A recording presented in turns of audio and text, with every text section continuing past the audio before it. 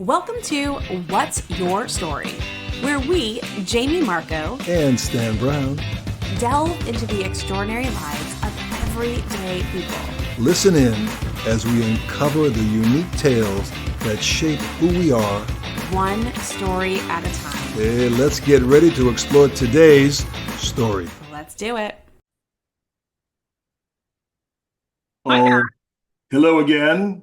Hello. Good to see you always.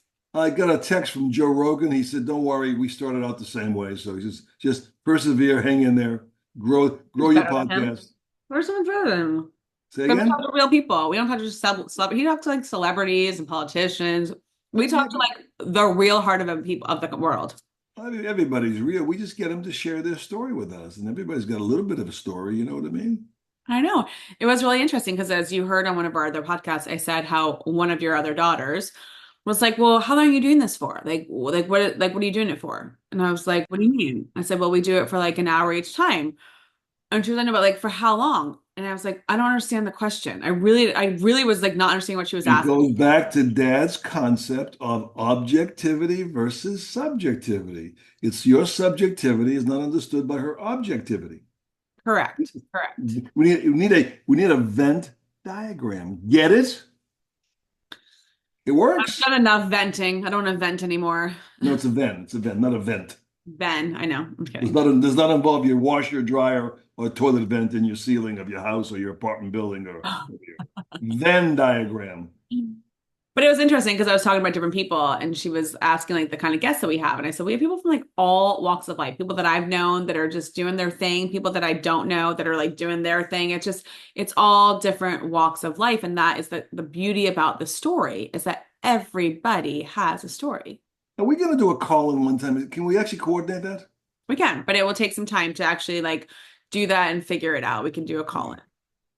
Well, for you people out there listening, if you like this, please rate us a 5 or a 5+ or a 7+. Tell your friends. Listen to one. Pick a favorite episode. Take a look at it. Do you have a favorite episode? I like them all. Me too. You can't play favorite with people because you're getting new people coming in all the time. Do you have a favorite daughter? Not today. Ah, so rude. So rude. Again, objectivity versus it's a no-win situation for me. Uh-huh. So wait a minute. Who am I doing the podcast with out of a loving gesture? That is true. That is true. It was so interesting. So, we record these on all different days of the week, but today I was at Pilates this morning and everybody was just like off. I don't know if it's like, is there a full moon right now? The full moon, I think it finalized last night. It was spectacular, massive.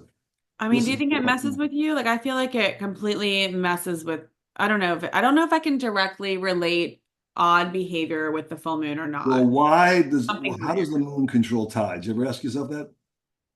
Isn't it through like energy with gravitational pull? The closer it is, when it waxes and wanes, it gets closer, it gets further away. So, in affecting the tides are made up primarily of what? Water. And what are we made up primarily of? Water. Same thing. So it'll draw you, wax and wane within your own system itself. And that's why if it gets too severe, they have coined, I love etymology. Yeah, the study of words. That's why if you're really having a bad time, and maybe due to the moon to some degree, people call you a lunatic. Lunatic. Hey, let him in. Not a moon bug, a lunatic. I said a werewolf. Oh my God, my brain is totally not. It goes back to being aware of your own particular emotions, with what the source is, how you control it, you're a victim. He's here. What's up? Oh, I love that. Is that a virtual background? A listener, you can't see this, but on the back of his wall, it says, "Fear is an illusion, love is real." Is that virtual? Is that really in your wall? Let me see. Wait a minute. My wall says love is an illusion. Fear is real. Oh, whatever. And I suck because I totally owed you a phone call. It completely slipped my mind. I'm so sorry. And what my dad just explained to me, a lunatic, because do you know where the word lunatic came from? Like lunar? Is it something like lunar? Yes. Yes. So I was just saying, and before I even introduced you, I was just saying that I feel like my day is off and weird because there was a full moon and there's just this like weird energy in what's going on in my world right now. And my dad and I were talking about, is it the full moon? And then he was talking about, the tides with the water. We're made of water, hence the word he goes, you know what they call people like that? I said werewolf, but he meant lunatic. So you missed this whole, I just AK, repeated it it's for our not easy, listeners. bro. It's not easy. I literally just repeated it for our listeners, and they're probably like, "Oh my gosh, enough with this like craziness." But hello, friend. Hello, hello, Oh hello. my It God, is. Edith, it's so good to see your face. Always, always, always, always. I And don't know. Introduce me. I don't know him. oh yeah, sorry. AK, meet my dad, Stan. Hello, AK, nice Stan. to see you. Nice to see you. Nice to see you as well. And if you're part of the Marco, she has a tremendous energy, so I know where it probably comes from. We call us the well source. Yes. Yes, he is that. It is the tree. I am the apple. I have fallen, and there we go. There we go. They get it. They get it. Where in the world are you these days? I'm in Los Angeles, so now I live in LA, and you're in Florida. Yep. Yes. Are you also, Stan? Yeah, we're both on the West Coast. Ooh, where you are? You're on the West Coast, and you're on the West Coast. West Coast of Florida. Oh, okay. He lives 3 miles from me. So yeah. Okay. But we do it. So sometimes we do this. So the listener will know, sometimes the ones that watch us on YouTube, sometimes he graces me with his presence and we're in the same room together here. And then most times we do it from either of our homes because I'm running from appointment to next appointment and just whatever. And so, yeah, today we're not. He's typically outside the realm of my ankle bracelet. Okay. Well, since we live in the virtual world, it's easy to have ankle braces these days. Ooh, hello. Easy. You could never leave and have a very thriving career and never leave home. Do you know who Anna Delvey is? Do you know who she is? No. So Anna Delvey, there was a whole Netflix series about her. She was the girl who was, I forget her role story. I watched it, but she pretended she had more money than she did, and she was. Oh yeah, the girl from Ozark. No, Ruthie. Oh, Anna Delvey's a real person. Yeah, but she played her on TV. Oh yes, the girl from Ozark played her. Yes. Okay. Yeah, I was like, what are you talking about? What? Yes. Yeah. Yes. So she just petitioned to go from her ankle bracelet to a wrist bracelet, like a wristling, because she said that it's easier to wear with fashion and that she can get dressed easier. I don't know if she got it or not, but just saying, you mentioned ankle bracelets, and that was the story that was top of mind for me. Anyway, that's that. Good to have you here. So we're going to start with our first question for you. Okay. Yeah. So on a scale of 1 to 10, where are you today? 10 is that you don't have a worry in the world. There's nothing that even stresses you out. You were amazing, fantastic 10, to a 1 being you probably shouldn't be out peopling today. And you're 3 hours behind us. So it's early morning for you today. You shouldn't be peopling. What is your number? That's very, very interesting. I do a lot of work in this space, and we can talk more about that. I would say, even though I woke up at 4:30 this morning, I am an 8. Okay. And I'm an 8 because I believe a lot of it is because I have clarity on my direction of what I'm supposed to be doing today in my career, relationship-wise, and professionally. And where kind of like a daily goal? Huh? Go, Dad. What did you say? So like a daily goal? A daily goal. I mean, it's interesting. So a lot of the work that I do is we kind of talk about that. I do a lot of work on a concept that we developed to really talk about. It's called work-life integration. So every morning I ask myself a question to rate myself from 0 to 10. Do you really? Yeah, in 4 key areas. And that is, how do I feel overall?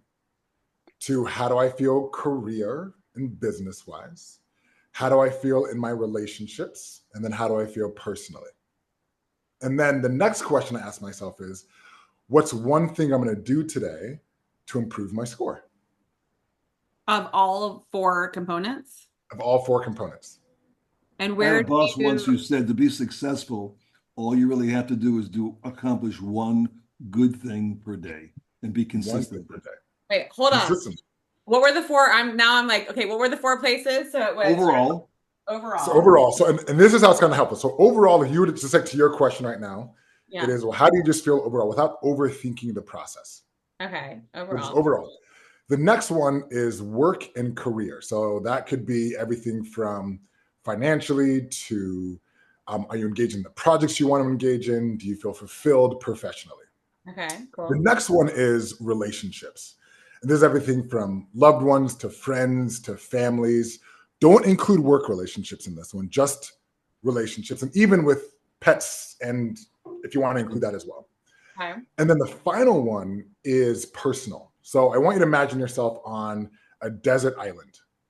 This is everything from your mental well-being in terms of the hobbies. Are you able to engage in the life, in the activities that you want to engage in? That's going to be everything from do you feel like you have control over your personal well-being in your life?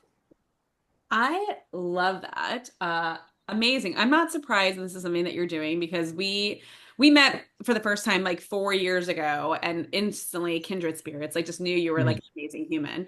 But that is super cool. So my question for you then is you're 8, you said 8 or 8.5? I forget what you said.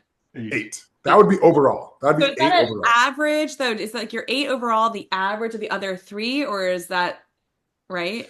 I don't do math No. in public or private. Or private. No, it's a. Well, they said we're going to need math when we were younger. We don't always need it. We have something called like calculators. I know. All that I know. fancy stuff. Yeah. But no, that's actually a really amazing question. Overall, it actually helps us determine where we're over indexing on our scores. Mm-hmm. So let's say that you said you're an 8 overall, but you said, you know what? I'm an 8 career-wise work. I'm crushing it. Just got this big deal. Super excited. But if I asked you the question, you might have been a 5 in your relationship. Maybe you just had a disagreement with your partner, or you and your kids are not seeing eye to eye. And then you maybe ordered yourself a 3 personally. And that might have been, I haven't worked out in a while and just feel like I'm not aligned. But someone said, well, you gave yourself an 8 overall. Well, most likely that's to do because you over-indexed your score that day on work in your career. Now, if I gave myself a 3, it's like, oh, most likely you're actually evaluating yourself based on your personal well-being today. So it actually helps you identify where you're over-indexing on those 3 individual categories. I love that. And so my next question is going to be, and sometimes we ask this, if I've got time, I want to ask it, but like, what would it take to have you go from your number to 0.25 higher? But for you, I'm going to ask a different question. You said that then you go through all 4 and you say, what's one thing I'm going to do to raise that number up? And is that just like a percentage? Is that a 0.25 or like, I love that. No. So it's a 0 to 10 scale. So what are you going to, if you were a 5 today, what are you going to do today to make yourself at least a 6 tomorrow? Okay, cool. And how does this look like in real time? Yeah. So I work with a lot of high stakes leaders in high stakes industries. Now, what does that mean? That means individuals that if they do not do a good job, that might be their company going under, a loss of credibility, or maybe someone's life being lost. So a lot of the work that we do with is, in private equity, with a lot of CEOs, a lot of leaders, with athletes, where if they do not do a good job, there is direct consequences to them not showing up. So I was working with this leader at this private equity firm, and I asked him the question of, I want you to give yourself a score from 0 to 10 in these core areas. And he gave himself a 5 professionally, a 4 relationally, and a 3 personally. And I asked him the question, okay, what would you need to do to move your relationship score from a 4 to a 5? And he sat there for a second and he was thinking, he's like, well, me and my wife, we haven't gone on a date night the last 6 months. And I was like, then what do you think you should do? Any guesses on what I told him to do? Yeah. Yeah. Either get a new wife or go on a date. And one of those is going to be, and one of those you might not have a choice on, right? If you keep on not having a date night, she might make the choice for you. Right. Either help him out or help him out. Yeah. Exactly. Help him out. Literally. But no, he just said, like, go on a date night. So what did he do? Went on a date night. Next day, what happened? Oh, wow. His score is now a 7. And so oftentimes what we need to think about that was is a like, good date. It was a good date. It wasn't a 10, something else. Was that the 3rd date? No, I was kidding. But the funny thing is, a lot of the times what we think, it's what I've developed is, our team has developed, is a science-backed approach to actually how we can actually achieve what we call work-life integration. And we talk about this term of work-life balance, but work-life balance is dead. It doesn't exist. But it's more about work-life integration. That's what we talk about, more optimizing your time. And oftentimes we follow this process of clarity, intentionality, and consistency. So clarity is, well, you have to have awareness of the situation. Well, why do you feel like a 4? Go deep. Why do you feel that way? The next is the I, intentionality. Well, what's one action in a day today to improve that score? And oftentimes it's not some big action. Oftentimes it can be this Small, sure. less than 5-second, exactly, 5 minutes. Hey, all I want you to do is just tell your wife that you love her. Once again, my book, Low Goal Setting, is very important. Ooh, tell me more. Tell me more. I want to know. Tell me less. Tell me less. He hasn't written it yet. He only has the title AJ, I have a down. question though. I got the impression, something you said initially, I got the impression if you overscore yourself on the overall, it's typically because your work environment is a little too high, no? No, we can over-index in any area. Okay. And this is actually very interesting you say that. Through our research, we've identified that 43% of work-related challenges have nothing to do with work. 43%? 43% of work-related issues have nothing to do with work. It's actually things that are outside of work. That might be something in terms of, personal challenges or relationship challenges. Right? Now, what does that mean? Well, oftentimes what we say is we bring work home, but at the same time, we're actually bringing home to the workplace, but the workplace is saying, we don't want to hear about it. Don't talk about it. So what we're saying is we're actually combining all of those three and identifying where are we actually over-indexing. Is it today work's going well, but relationally things are tough? Or maybe relationships going amazing, but you may not have gotten that promotion you were looking for and you're having a disagreement with your boss. Our goal is always saying is you can't measure something you're not tracking. So what do? Is we first have to track it. We have to first be aware of the situation. Wait 1 second. I see Stan. Is he paused on your side? No, he's not paused. He's just not Oh. moving. Just not moving. He's just like, you've got him quiet. Like he is. Like I don't even know what. Like you're like, are you a hypnotist? Because I've never seen him this like quiet and like, go ahead. We're continuing. So that's what it's so focused. But that's what we talk about. You can't measure something you're not tracking, and you can't measure something that you don't put some type of metrics to, some scale to. So that's why we put a 0 to 10 scale. Is we at least have to know what we call these green zone activities. What increases your score? And what are sometimes these red zone activities? What drops your score?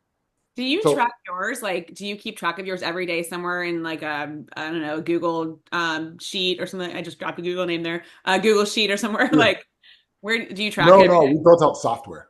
We actually have software. We're tracking this where you can see data and analytics. Amazing.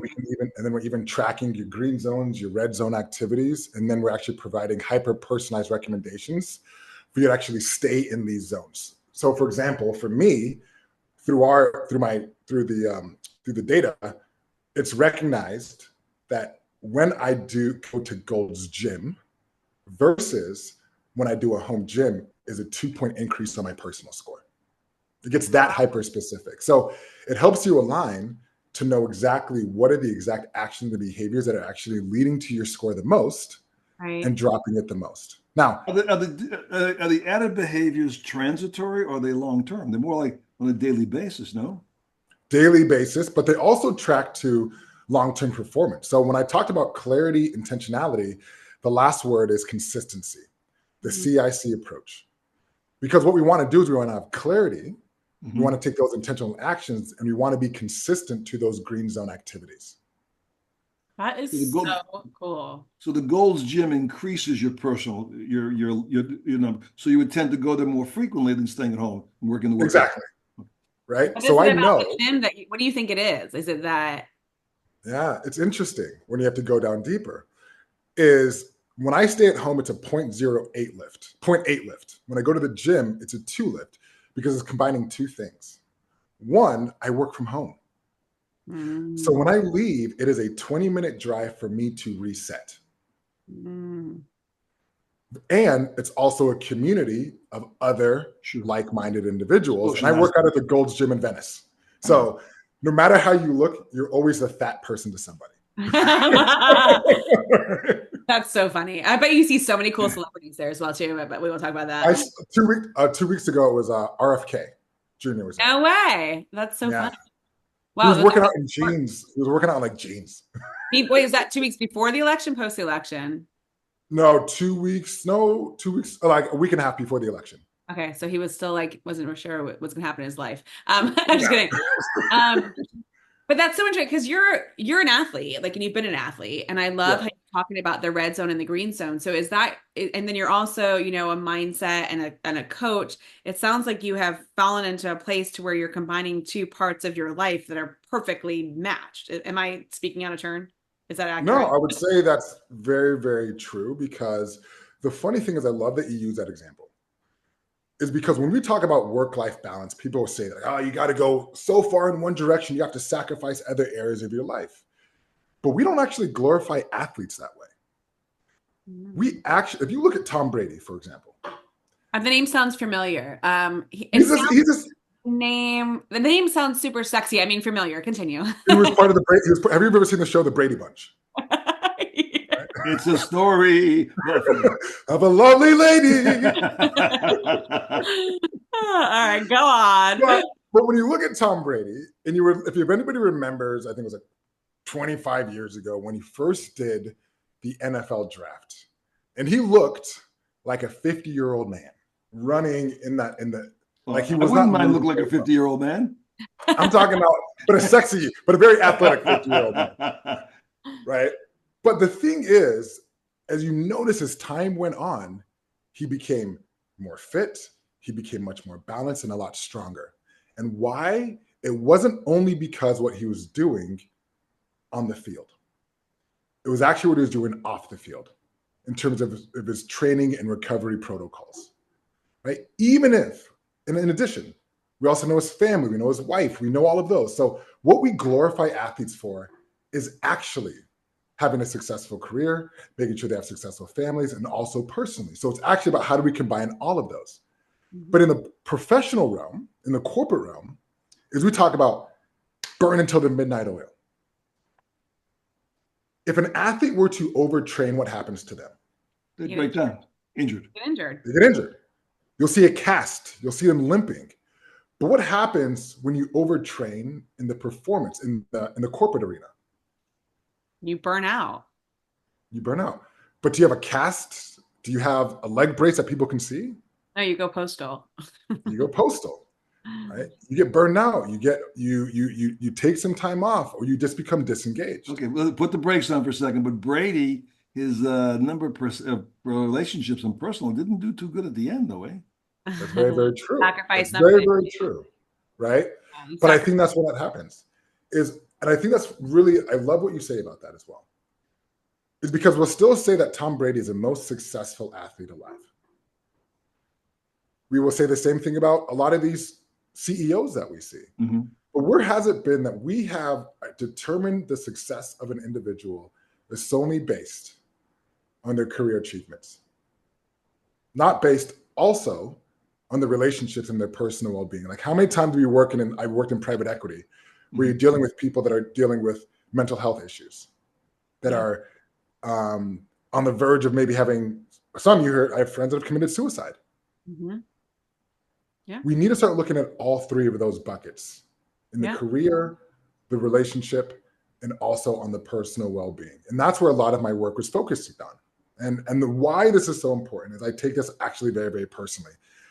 And I probably haven't even told you about this, Jamie. I actually haven't told you about this. Yeah, we've talked. My dad doesn't know your story. I've not briefed him, but that was my next question is, like, tell us where this all comes from for you, because I think it's super impactful. Yeah, I think the first part is that I'm a triplet. I have a twin brother and I have a twin sister. Meaning that oftentimes why I bring that up is because I literally share my DNA with another person on this planet, but still doesn't make us the same person. We all have our own stories, the ways we navigate through the world. But what most people see about our lives are the LinkedIn bylines, the things that we put on our resumes, but what they often don't see is the stories in the in-between. So 3 years ago, I was working at Google. I started working at Google. And during that time, I helped them build out their sales coaching program. We won a whole bunch of awards through this process. At this time, I just moved from Boston to Los Angeles, and everything was amazing.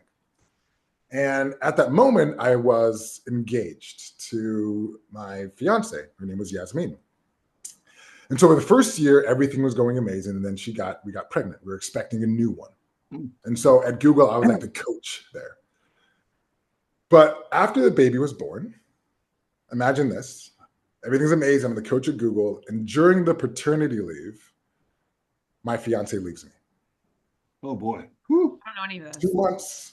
2 months after the baby was born. With the baby, without the baby? With the baby. She left with the baby. She left with the baby. She moved. But imagine you're known as the coach at Google. You're helping everybody, but sure. You leave for your paternity leave. Your life falls apart. 3 months later, you come back to work, and everybody's asking you what question? How's the baby? How's the baby? How's life? And I'm sitting there because at that moment, right, career was fine, but my relationship was crumbling. Right. Personally, I was trying to navigate my own self. I gained 30 pounds in this process as well, just trying to navigate. And while I was there, I was having a conversation with my manager. And he would always be talking about, like, okay, well, let's talk about your work performance. Let's talk about your work performance. Like just give me a moment. Even though a moment when I was on the call with him, he saw the moving trucks in the background and asked me questions. Well, so how's work going? And I'm like, are you not understanding what's going on here? But in addition, while I was there, how many other individuals that I was working with that were going through the same situation? Going through situations where they might have been dealing with an aging parent in hospice care, kids going off to college, them not navigating personal well-being. And they kept on telling me, okay, if somebody comes to you in these coaching sessions and they bring up some of these issues, ask them, what does this have to do about the next sales conversation? And I said, no, I'm not going to do that. I'm not going to do that. Because the moment that I would focus and take that moment to take care of them and talk about, like, tell me about the stuff that's happened relationally. Let's talk about things personally. You would notice that their shoulders would drop. Because somebody cared, finally. Because somebody cared. And then what would happen, it would help them show up better in the workplace. But oftentimes they said, well, we can't scale that. I'm like, I don't care about scale. My focus is, how do we just focus on the person in front of us? So that's what led me to be like, I can't do this anymore. I'm not saying this only about Google. I think this happens at corporations and companies and places all around the globe. But I then had to leave and say, this is what I'm putting my efforts towards. So I got a team together and we started to do this research of identifying. It cannot be the model of where we have to sacrifice ourselves, our well-being, our relationships just for career success. I believe that we can in fact have it all. Safe to say that during those years, you were hyper-focused on work. I was hyper-focused on work. I wrote a book during this process. I did a lot during this moment. Yeah, I received a whole bunch of awards at work, but home, it was like, no. But if I realized this, if I would have asked myself the question, AK. The balance was gone. The balance was gone. It's not even the balance. It was not the balance, because the reason why balance doesn't work is because it assumes 33%, 33%, 33%. In reality, it was more about integration. It actually was like, hey, AK, it's not about doing more, but when you just come home, if you just put your phone in your pocket, or just put it in your bag when you're sitting at home with your partner, that's all you need to do. It's not about doing more, it's about integrating. AK, if you just do that 15-minute meditation in the morning, that's actually much more impactful than, doing all these hobbies, doing all these activities. Like, just being really integrated into the core green zone activities is all that you need to do. And so we think that we have to do more when in fact what you're saying, Stan, is actually it's less. But intentional activities of what your green zone activities are, but also even more important are those red zones, the things that we know that do not serve us. I knew that when I woke up in the morning and I checked Instagram, was an 85% increase that I was not going to go to the gym that day. So what do I need to do? It's owning that first 5 minutes. Just don't pick up that phone. That is what you really need to do, because that's increasing your likelihood of going to the gym and doing the activities that you know that you need to do to be successful. That's amazing. So I mean, wow. Yeah. Okay. So now you're doing this and you have a team that you put together. So how do, Mhm. I mean, someone that's listening is like, oh my gosh, I need more of this. Like, how do they Mhm. do that? Is it on an individual thing or do you do this for companies? Like, what are you doing? Like, what's the business model for you that you're helping people? Because I just think the world needs to know what you're doing. I think it's incredible. Yeah. So what we do is I'm the CEO of two companies. It's the Next Right Move, where we have a team of specialists and experts. We got experts from BetterUp, from Gallup, from all these top companies around the globe as experts. In addition, we developed a software called LeadLift. And this is where we're able to track literally 5 minutes a day. We're able to get performance insights that are really personalized to the individual. Love it. The first part of the process is this 90-day plan. And it's very, very simple. It's integration. The first 30 days is we have to first recognize what your current habits and your behaviors are. Mm-hmm. So the first part is just assessing. Getting and the identifying. baseline, basically. Sure. Baseline, taking a baseline. Right? Okay. Then once we create a baseline, then what we do is we create an individualized report. And this is where we start to talk about the implementation. Oh, cool. Now, why this is important. So there was a study that was done and they identified that 46% of individuals that set a goal on day one are only able to last 30 days. But more importantly, 9% are only able to last. Sorry, I'm gonna say this again. Mess it up. So the statistics say that 9% of individuals that set a goal on day one are able And to go achieve for it a year later. 46% are only able to last 30 days, and 23% 1 week. So that means, hey, I'm gonna change my life. And Not so 23% of fast. individuals a week later are saying, what was I gonna do again? So the reason why I talk about this is when we're talking about implementation, the biggest important factor that we need to consider is not about having the best idea or the most innovative, it's just who can stay the most consistent. Oh, So once we do that first 30 days of just assessing, the next part is, can you stay consistent for 31 days on this implementation plan? What's the And then support system for? What is the support system inherent in it to keep them going longer? Yeah. So what we do is have within it, we do have specialists, integration specialists that help them through the process. Two, how we help support them through that is that we actually have 75 different flagging mechanisms because we can identify one, if you don't check in for a couple of days, we realize, okay, this person's lacking consistency. If someone's dropping for 3 days in a row, we can actually be able to determine burnout way before it happens. So we actually have 75 different things that we're flagging in the process. And then we're also providing a really hyper personalized recommendations to help keep them there with this number-based system. So is it a daily metric, so to speak, or no? A daily metric. Okay. So I can show you this. There's actually a graph. You can actually see this graphically on your growth process. But the numbers, the stats you gave really represents the nature of human beings. Most people cannot maintain themselves for a period of time. So can you really kind of going counter to human nature? No, it's not, because we're assuming that humans cannot train themselves to be more consistent. Oftentimes what we do is we've created this mindset, well, I'm not consistent. Consistency is hard. So we've owned that as an identity trait. So they can't train themselves, but they can be trained. You can be trained. Every single one of us has consistency in areas of our lives. And sometimes consistency is being inconsistent. I got you. Right? So you are consistent at going to your job every day. Why? Because if you weren't, what would happen? You wouldn't have a job. You'd be fired. You You'd wouldn't be get paid. fired. You wouldn't get paid. If you want to start in a healthy, if you ever lost weight and gotten better health or trained for a marathon, you're consistent. Yeah. So the goal is we have to understand that we're all consistent, but are we consistent in the things that are leading to our green zone activities and the results that we're looking for? It's like the 80-20 rule kind of, right? Like it's 80, 20, 100%. Yeah. But the that funny is thing so cool. is that most of us are unaware of this. Yeah. So what we realized through the insights in the data is that two things that we realized is between 40 to 90% of things are on a subconscious level, that we're not even aware of the things that are happening. Mm-hmm. And then two, if you look at the current coaching model or therapy model, is that 90% of information is going undocumented. Now, what does that look like? What does that mean? So have you ever done coaching or therapy? Yes. Okay. So let's say you meet with a coach on a Monday and we'll say, hey, we'll meet back 2 weeks later. Mhm. We've documented that session. Well, right now, of those 2 days, only 2 of those days are being documented out of those 30 days. What we're looking at is we're documented what happens in between those periods.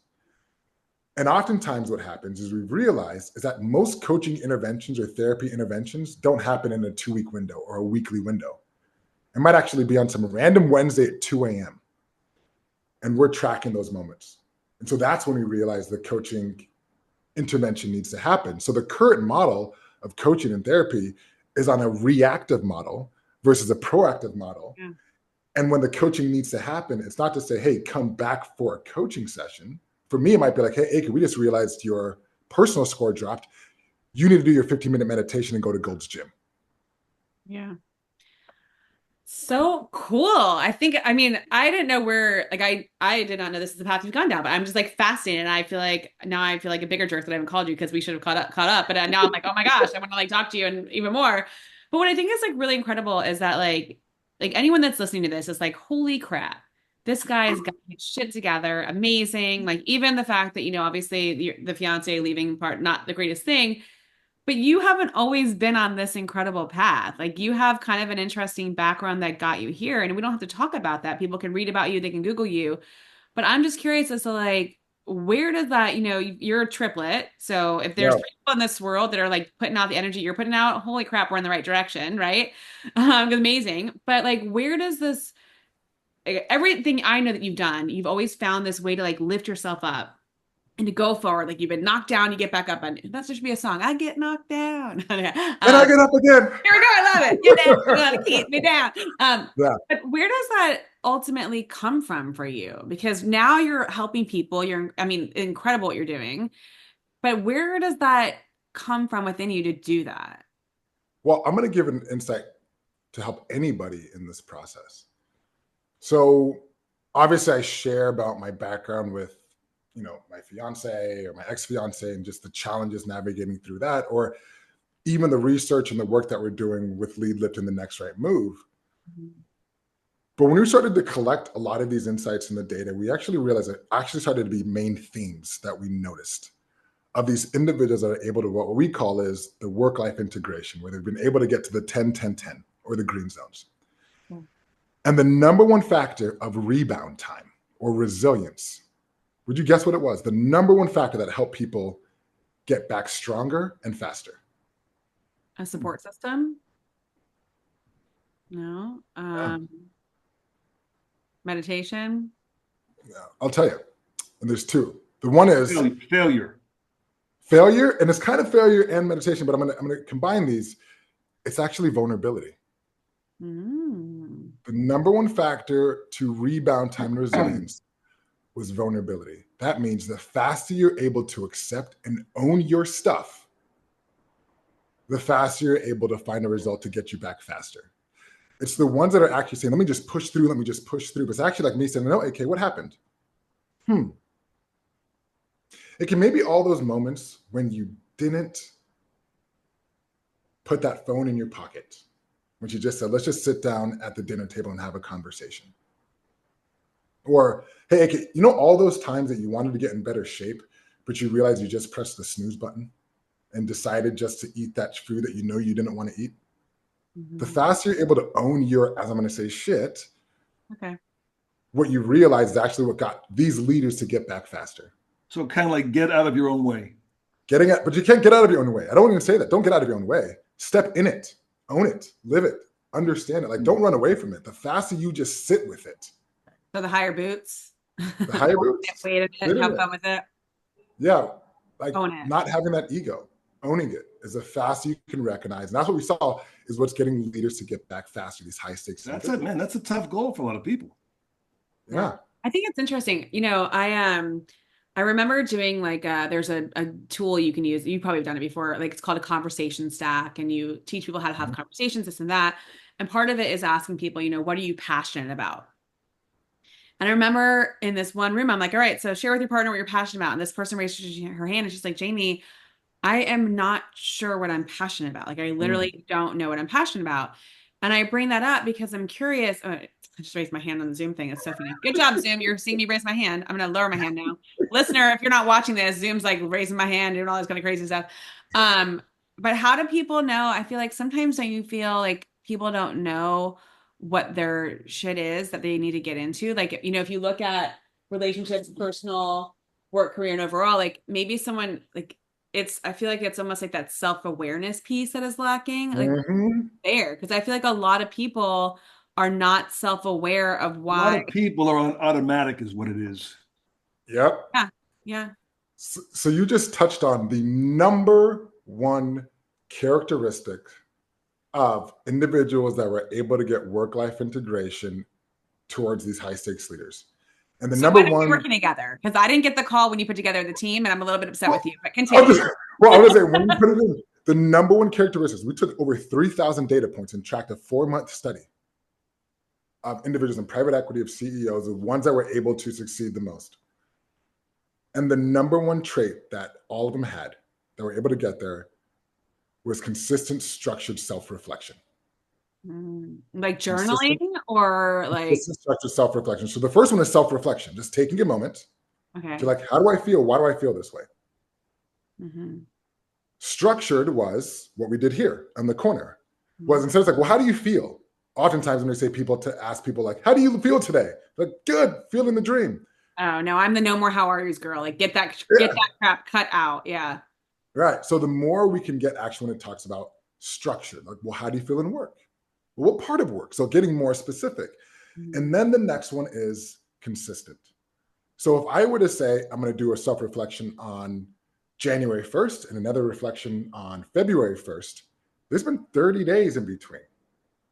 But if I do this every single day for 5 minutes, it's going to help me uncover blind spots. It's going to help me be proactive. And it's going to help me be really well aware of the path that I'm going on. So why is this so challenging to your question of when somebody raises their hand, it's like, well, what am I passionate about? Well, this past year for my 40th birthday, I did a 72-hour darkness retreat. I mean, I was in sensory deprivation for 3 days. No sound, no light, by myself, didn't eat for 3 days.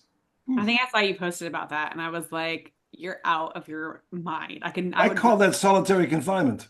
It's solitary. It actually was. Can we see your ankles, please? but let's think about why that's so important, though. Is sometimes like, ooh, that freaks me out. But why? It was totally dark in there, like totally dark. Pitch black. Could open your eyes, close your eyes, no different, no food. For how many? 72 hours? 72 hours. And the first time I did it was like a year and a half ago for 5 days. Was there a toilet? There's a toilet. There is a toilet. Wait, no food for water. 5 days? Like wow. Okay. No water? No water you had. Just no, I didn't do food this time, but there's no sound. But when you think about like a place you go to, sorry, before you continue on, but a special place you go to, or do you have like a hole in the wall in your house that you like hop in? Like what, help me understand where this is. You're telling me something that isn't so normal. So the first time I did it in Mazunte, Mexico. The first time I did this.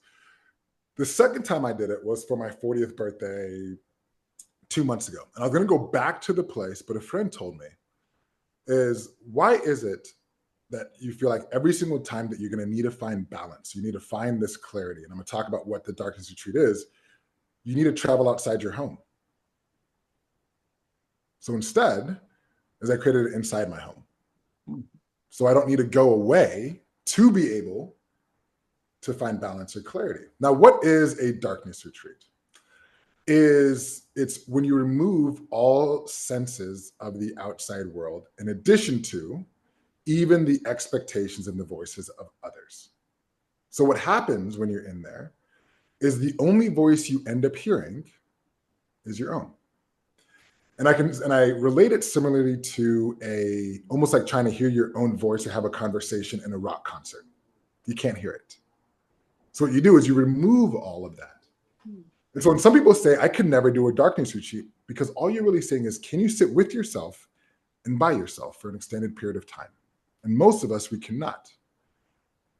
So without having any, it's like some people say, oh, I could totally do that. Like, give me a day, give me 5 days by myself. But they're like, no, that's like no books, no digital devices. Like that's literally, it's like what people are, what are they calling it when they're going on airplanes now and they're flying across, like what are they calling it? I have It's no idea. funny. They're talking about they're going on airplanes, they're doing these like transatlantic flights and like they're just sitting in their seat with nothing on it. Like they're like nothing, like they're like literally not watching anything, no books, just sitting in their seat.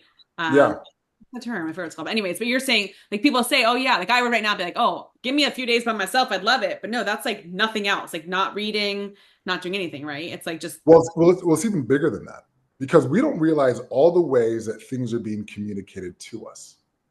So right now, even if I sit here, ooh, I really like Jamie's shirt. I like that yellow. Ooh, what's that thing in the background? So things are being communicated to us, even though it might not be words. What this sensory. blocks out is all of it, all of it. And so when that ends up happening, when you block all of that out, is that then that voice in your head gets louder. The thoughts in your mind get brighter, meaning the darkness was actually the easiest part of the experience. And the reason why is because when everything gets dark, then it started to be almost like movies in my mind. It was that clear. Like every time a thought came in, I was like almost transported to that place. Incredible. But what you're actually hearing is that inner voice that if you close your eyes right now,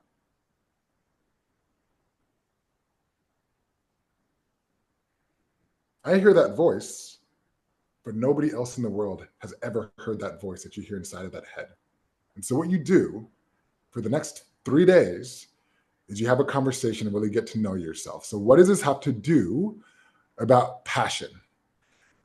Is that oftentimes people haven't sat with themselves long enough to actually understand who they are and what's important to them, because they've lived a life of people telling them who and what to be. That oftentimes they actually have no idea. So what I tell people, if you really want to find the answers, is to sit with yourself and by yourself, and the answer will come. Incredible. How have you created a space like that in your home? Do you have a dark room or what is it like? So the first thing I did after the darkness retreat, I threw away my television. So I don't have any type of television.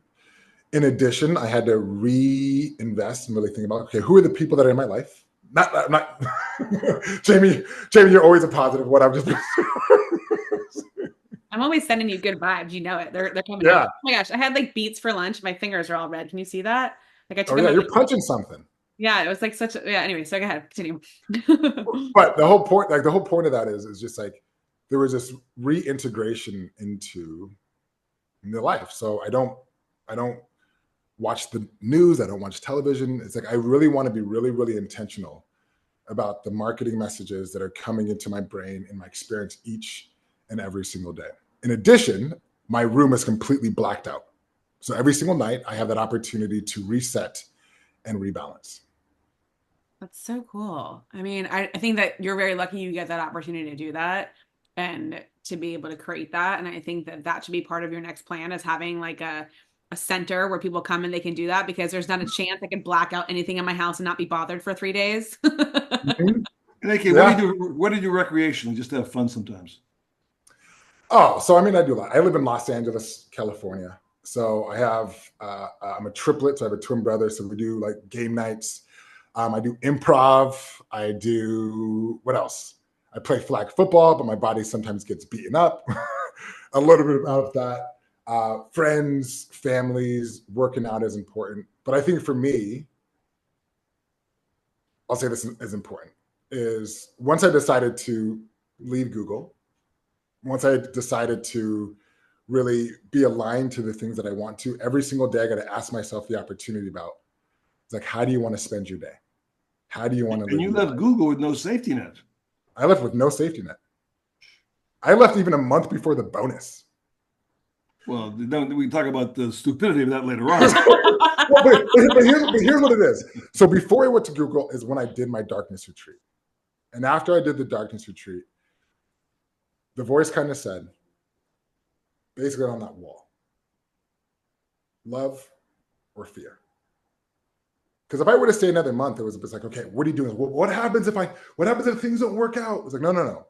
If you really believe that what you're doing is right, when you get back the day after this vacation, you're leaving. As we say, timing is critical. Sure. Timing's critical. And literally the very next week, I started getting a speaking gig, and I was on the road for the next 7 months, speaking and traveling. Wow. Coming back for the weekend, seeing my little ones, then getting back on the road. But literally, when I just trusted in whatever that inner voice was saying, the team came together, the people came together, the opportunities came together, because I believed I was living literally in what do you believe, what do you love, and don't be led by fear. So incredible. First of all, I don't want this to sound condescending in any way, shape, or form. And if it does, I apologize, but I'm so immensely proud of you. I just think it's amazing. I go back to like, we met on a project in, is it Savannah? Oh, yes. You're part of the original crew. Yeah. Were we in Savannah? Yeah. Well, no, because I remember I was always talking about AP, but it was Savannah. Yeah. When we met. Oh, we were sitting in that, wow. like, Savannah, right? Yeah. We were sitting in it, like, I think it was like your room or my room, and we just sat there. And we had this like incredible, like authentic conversation of like what we wanted in life. And I, like, it was just, I remember that moment. Like I can picture us sitting there together and just like talking about like what we do and why we do it and what the impact is of it. And just seeing your path, knowing, your past before I met you, knowing, where you were at that time, and then just seeing just what's happened over just in 4 years time, And I was telling my dad this the other day. I was saying, Dad, do you remember how I was talking to you about the guy who wrote Yellowstone? What's his name? Taylor Sheridan. Yeah, him. So I read this article about him, AK, who he was like an actor in Hollywood, and he was like the 11th on the call sheet, and TV shows, movie show, whatever he was doing.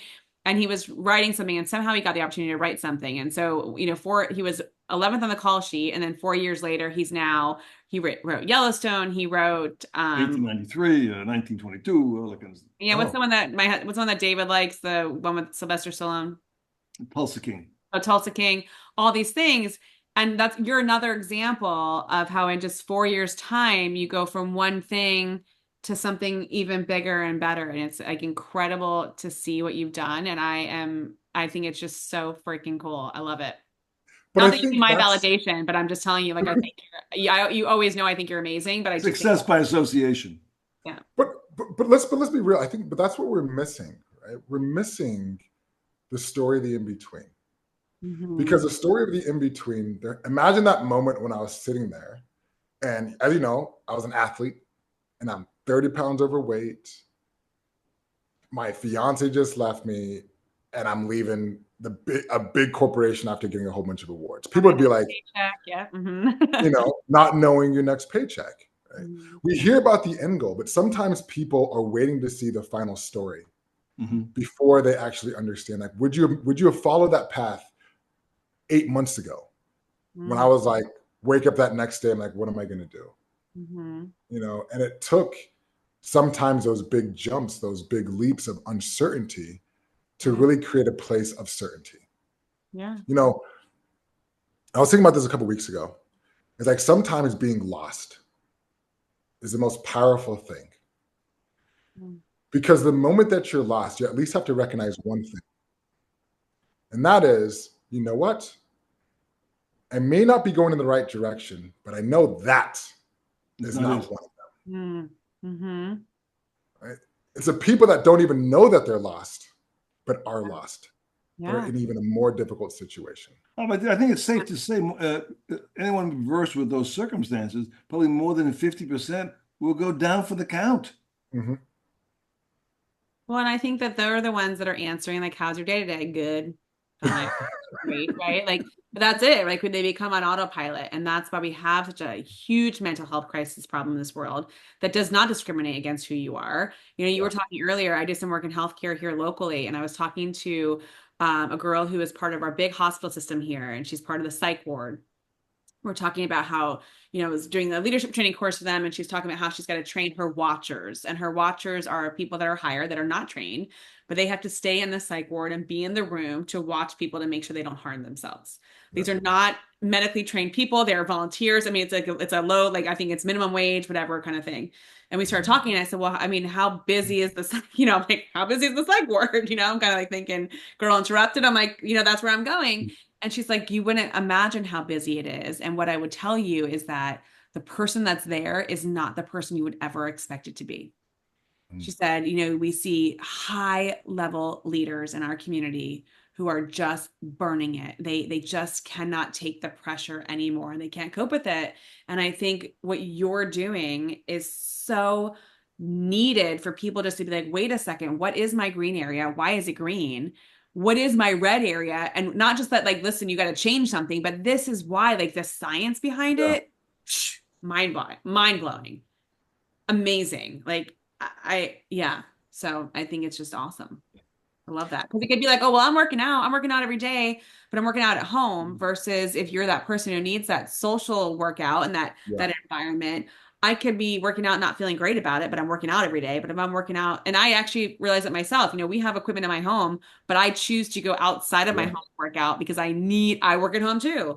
I need to leave my house and I go at 6 o'clock in the morning, so like, you got to do what you got to do. So I love it. Love it. But I love what you're talking about because it also provides clarity, right? When you have the data behind it and the numbers and let's say you have a partner, it's like, hey, why don't you just do the workout here? We have that. But when you actually can see like, oh no, there's actually a delta lift. Shows a benefit. Right?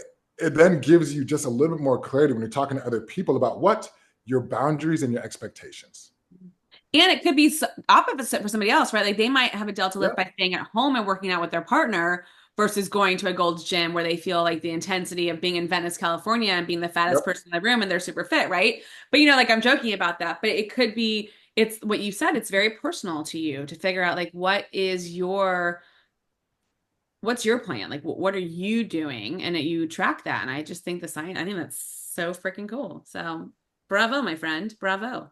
Love it. Thank you. And if you want to, we need some more. If you want to, I'm happy to like test it with you. If you're open to that. If you want 30 days, I'm happy to do it for free. Just to get some insight. I am here to do whatever you want me to do, first of all. I put that's a blanket statement. I mean, that sounded really bad. But no, you know what I mean? I'll be your guinea pig. I'm telling you right now. I would As love the joke goes, paint my house. Yeah. I'm coming out to Venice, California. We're going to work out there in the beach. I'm just a celebrity junkie, but not really. But no, yeah, I would love that. I think that'd be awesome. And let's definitely not have the conversation stop here. It's funny. You talked about clarity, intention, and consistency. And so my thing is that it's always like, what's your intention? And I'm always asking like, what's your intention for today? Because you can't like figure out what you want in 5 years from now, because who knows where the world's going to be in 5 years from now. Well, like, what do you want for today? And I walk around every day with a water bottle. I'll show it to you. This is my water bottle and it says, what's your intention? Ooh. And I walk and I write, it's a dry erase board. And I walk around with my water bottle and this is my swag that I give out every day. So people win them in my classes and my talks. But it's like, what, and I say, write something down on there every day, like write on there, like, what is something that you want to commit to being even more of today? But what I love about you saying is that consistency. So like, I think about like now in my own world, I'm like, okay, I just put this on my whiteboard. The listener can't see this, but I've taken what you said. You've just taught me right there, AK. And I'm going to like really be more intentional about, okay, well, where am I pulling that from? And so you've totally changed my mindset. Thank you.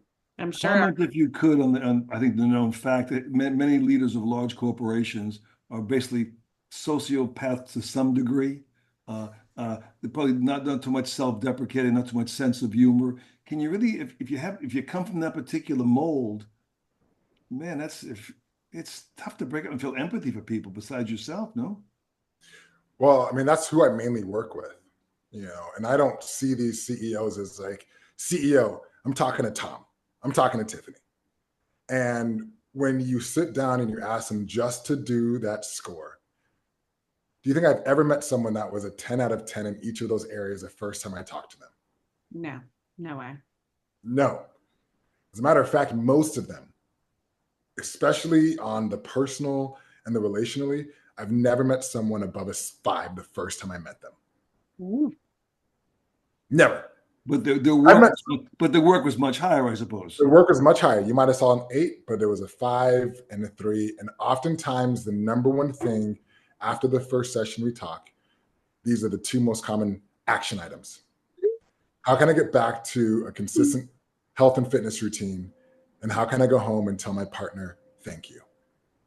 Mm. Is there any concern that they improve the personal and relationship, it may diminish their work score to some degree? Or they know No, what we it haven't seen that. As a matter of fact, we've actually seen the exact opposite. The more you increase your personal and your relational, it actually increases your career and work score. So once they experience that personally, they're in. Yep. Because what they're doing is that what it's happening is there's different forms of burnout. There's work burnout, there's relationship burnout, and there's personal burnout. And so some people are saying like, well, I'm a 2 overall. Like, how is a 2 overall helping you be better in your relationships and at work? If you haven't slept, if you're not eating, if you're not sleeping well. Yeah. They just think that you just have to do this because this is what the world has told them. But they realize that, well, if I actually take care of myself and we determine that the number one factor of a drop performance is a bad night of sleep with a 48-hour recovery time. Wow. The number one we've seen as a drop in performance is a bad night of sleep, and that takes 48 hours to 72 hours to recover. I can speak to that. When I don't sleep well, my world is rocked. I can totally sleep. I can totally, yep. Maybe that's why I felt like going back to like my lunatic today, I did not sleep well Saturday night. So maybe that, and actually this morning I was woken up again at like 5 a.m. So maybe that's why I'm a lunatic. Those that know me are like, no, Jamie, there's so many other reasons why you're a lunatic. But what you're talking about, what I love about it is that once you go through this process, it allows for self-reflection and ownership. And that's what's really happening. We all need it. I need it especially. Yeah. Does the process have a name? Well, yeah, the software is called Lead Lift. The process we take them through is a CIC methodology: clarity, intentionality, and consistency. So cool. Okay, thank you so much for being a guest of ours. I did not know where it was going to go, how it was going to go, but I just knew I wanted to see your face and have you on here. And I just think it's incredible. Thank you. I'm so grateful for you. I look forward to hearing about what comes of this, what's next. I can't wait to do my score. If you need it, I'm up for it. Oh yeah, I'm down 100%. All right, I'm totally up for it. I appreciate you so much, and I just want you to know that. And we're just grateful that you took time to tell us your story. That is the thing, is that we never know what we're gonna get, do we, Dad? We never know what we're I'm gonna going to try a 5-minute darkness experiment. I think if I can last 5 minutes. I don't think you could. You couldn't even do it in the touch tunnel at the Museum of Science and Industry. That was claustrophobia. And Jamie, you're talking in front of your father. Well, I was going to say, but I was going to say, it's interesting because you're talking about the people that are working right now, but I will tell you that just put this on like your future thought process. I'm not sure there's a profit center there, but once people retire, I feel like their numbers change too. And it may not be that work career piece, but there's something that would replace that that's out of whack. Pickleball.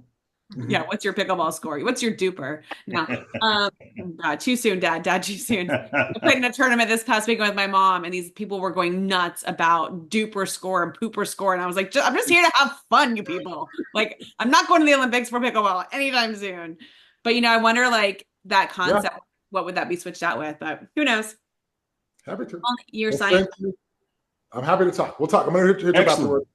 But thank you so much for thinking about me. I appreciate it. Thank you. Appreciate you. Bye, Kate. Happy trails. Bye-bye.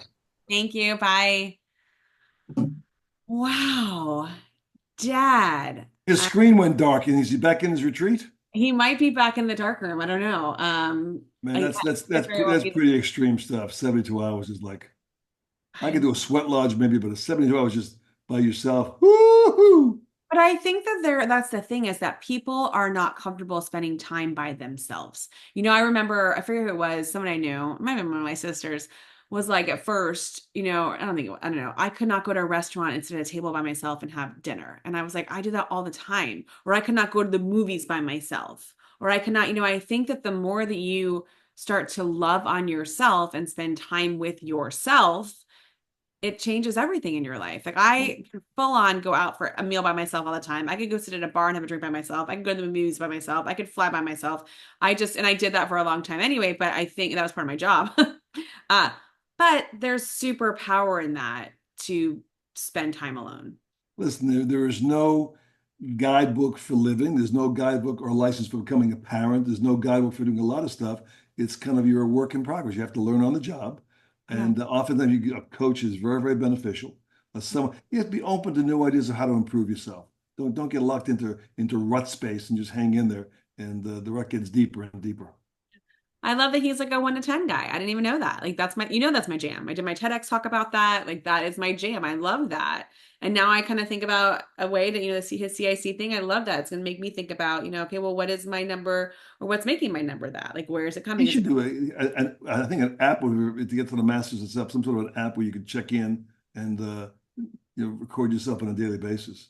I wonder if the science is an app. Oh, I'm going to do it. I'm going to find out and I'll report back. Good to me. Sounds good to me. All right, Daddy-O. Love you. Love back at you, baby. Until next time, everyone. That's his story, and we can't wait to hear yours. Have a great day, everyone. Goodbye, y'all.